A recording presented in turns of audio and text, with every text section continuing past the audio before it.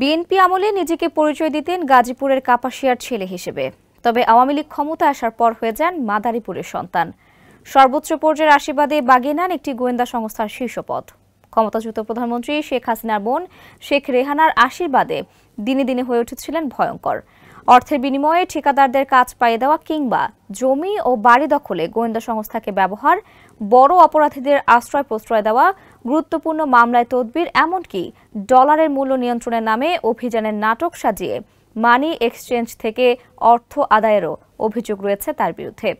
এখানেই শেষ নয়, জাতীয় নির্বাচনের সময় ব্যবসায়ীদের ধরে এনে নির্বাচনী তহবিল গঠনের নামে বিপুল পরিমাণ টাকা আদায় করেছেন। গোয়েন্দা সংস্থার শীর্ষ পদে বসে থাকা কে এই ব্যক্তি? জাফর ইকবালের প্রতিবেদনে বিস্তারিত জানাচ্ছেন শফিকুল ইসলাম শান্ত।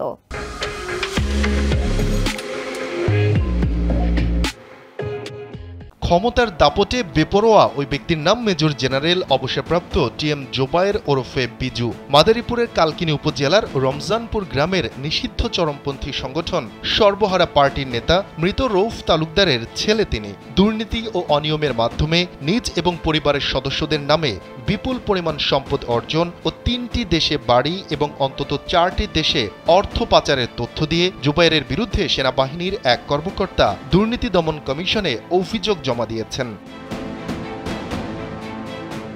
প্রাথমিক সত্যতা পাওয়ায় এরই মধ্যে এই বিষয়ে অনুসন্ধানের সিদ্ধান্ত নিয়েছে দুদক। নানা অনিয়মের মাধ্যমে বিপুল পরিমাণ সম্পদ গড়েছেন সাবেক এই গোয়েন্দা প্রধান। অবৈধ টাকায় রাজধানীর অভিজাত পাড়ায় একাধিক ফ্ল্যাট, প্লট, বাড়ি, ব্যবসা প্রতিষ্ঠান, রংপুর এবং ভোলায় বিস্তৃত ফসলি জমি, মাদারীপুরে অঢেল সম্পদ গড়েছেন। গাজীপুরের শ্রীপুরে রিসোর্ট, সদরে বহুতল বাড়ি, গ্রামের বাড়িতেও রয়েছে আলিশান বাড়ি। এছাড়া অন্তত 4টি দেশে অর্থ পাচার এবং স্ত্রী ও ভাইরার নামে লন্ডন, তুরস্কে একাধিক বাড়ি গড়েছেন। অঢেল সম্পদ গড়েছেন শ্বশুর বাড়ির এলাকাতেও।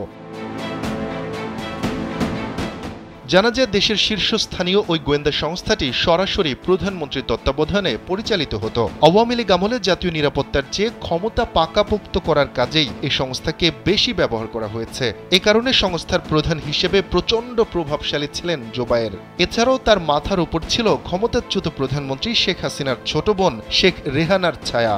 খোঁজ নিয়ে জানা গেছে, 2018 সালের জাতীয় নির্বাচনের সময় গোয়েন্দা প্রতিবেদনের নামে বিভিন্ন আসনে মনোনয়ন প্রত্যাশীদের কাছ থেকে শত শত কোটি টাকা হাতিয়ে নেন জোবায়ের। একই কাজ করেন 2024-এর জাতীয় নির্বাচনের সময়ও।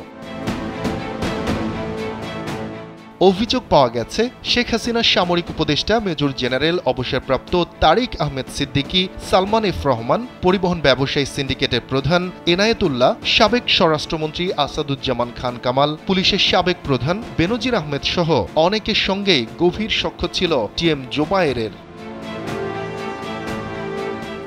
সরকারের একটি অভ্যন্তরীণ নথিতেও বিদেশে জোবায়েরের সম্পদের বিষয়ে তুলে ধরা হয়েছে। এতে বলা হয়, জোবায়ের লন্ডন, দুবাই, সিঙ্গাপুর ও তুরস্কে বিপুল পরিমাণে অর্থ পাচার করেছেন। এসব অভিযোগের বিষয়ে কথা বলতে মেজর জেনারেল অবসরপ্রাপ্ত টিএম জোবায়েরের সঙ্গে বেশ কয়েকদিন ধরেই যোগাযোগের চেষ্টা করা হলেও সেটি সম্ভব হয়নি। প্রশ্ন লিখে তার ব্যক্তিগত নম্বরে মেসেজ পাঠানো হলেও তিনি কোনো উত্তর দেননি। শফিকুল ইসলাম শান্ত, কালবেলা।